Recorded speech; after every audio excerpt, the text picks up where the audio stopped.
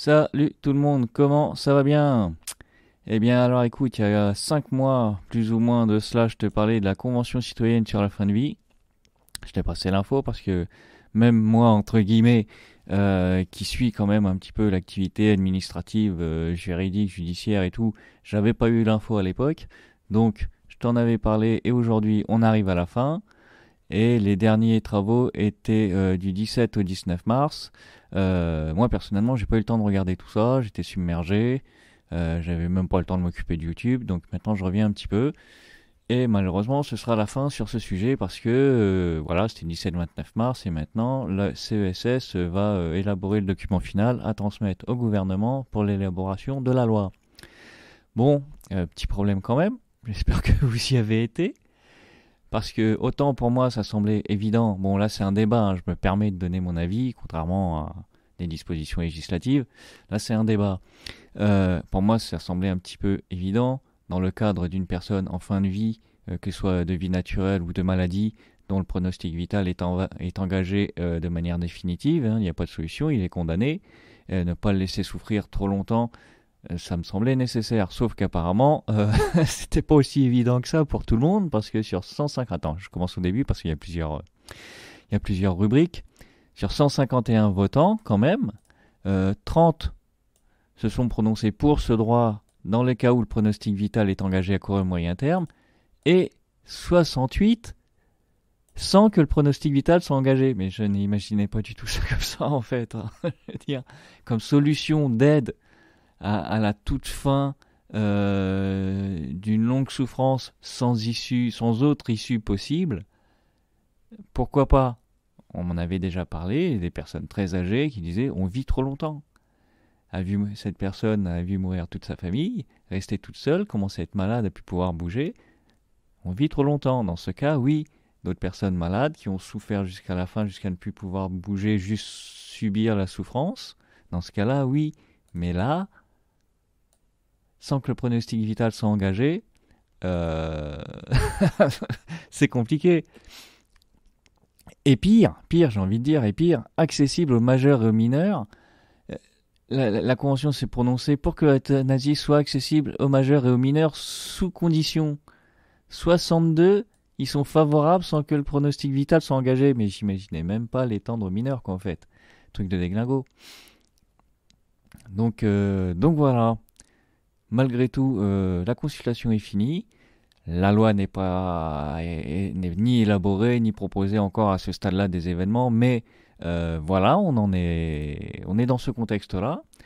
Ce qui fait que effectivement, là, je suis tombé, là, pour essayer de retrouver la page, je suis tombé là-dessus, un documentaire d'Arte où c'est les soignants qui s'expriment.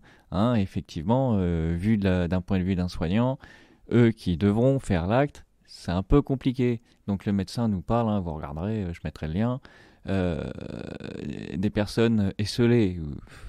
Oui, mais il n'y a pas que ça. Hein. Enfin bon, bref, c'est un autre point de vue, mais qui visiblement s'est pas exprimé. Ils n'ont pas dû avoir l'avis d'eux non plus, parce que quand on regarde dans les ressources documentaires du site dédié, punaise, mais c'est incroyable ça. Ils ont fait, il y a quelqu'un qui est au courant, ils ont fait un spot, ils ont envoyé des trucs, quelque chose, parce que là voilà, même moi entre guillemets toujours qui suis ce genre de choses, j'étais pas au courant du tout quoi.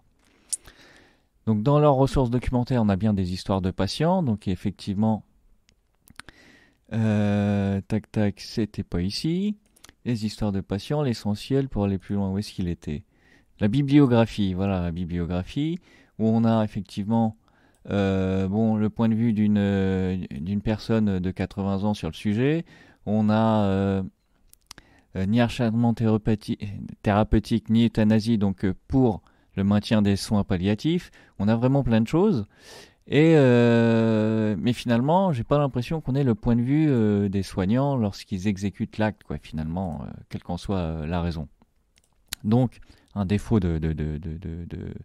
d'expression, hein, du point de vue, et pourtant pas des moindres. Peut-être aussi dû à un défaut de communication sur la consultation d'une manière générale. Hein. Hop là, ça ne s'encadre pas, voilà.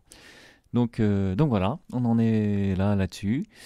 Moi du coup, bah, je suis sur Twitter, je viens de m'y mettre. C'est pas une pub, hein, tu fais ce que tu veux. Franchement, j'ai jamais couru après quoi que ce soit. Mais bon, là, le Conseil économique et social, là, je le follow. Je vais peut-être être un petit peu plus au courant. Bon, j'ai toujours fui les réseaux, non pas parce que j'en ai peur, mais parce que j'ai pas le time. Tout simplement, j'ai à peine le temps de m'occuper de YouTube. Alors aller faire le kéké sur Twitter ou je sais pas quoi, j'ai pas le time. Mais du coup, je m'y suis mis et je vais essayer d'avoir les infos. Et on verra bien ce que ça donne, en plus du reste. Donc, bah écoute, voilà pour le suivi. Je t'avais dit que je te reparlerai, je t'en reparle. Et on en est là, et c'est un petit peu dommage parce que c'est pas du tout ce à quoi je m'attendais. Hein. 62 sur 151, donc 6 et 6, 12, un petit peu moins de la moitié, 40% on va dire. Euh, pour les mineurs aussi, et même si le pronostic vital n'est pas engagé, c'est pas du tout ce à quoi je m'attendais. Hein. Donc voilà, bah tiens, reste au courant de tout ça, c'est pas fini, et puis je vais suivre ça un petit peu de plus près maintenant que j'ai le Twitter du CESS. Voilà. Bon, bah allez, je te laisse parce que grosse journée encore, j'ai pas que ça à faire. Allez, ciao, à bientôt dans une prochaine vidéo, j'en ai plein en préparation, mais ça sortira à la rentrée. Hein. Allez, ciao, salut.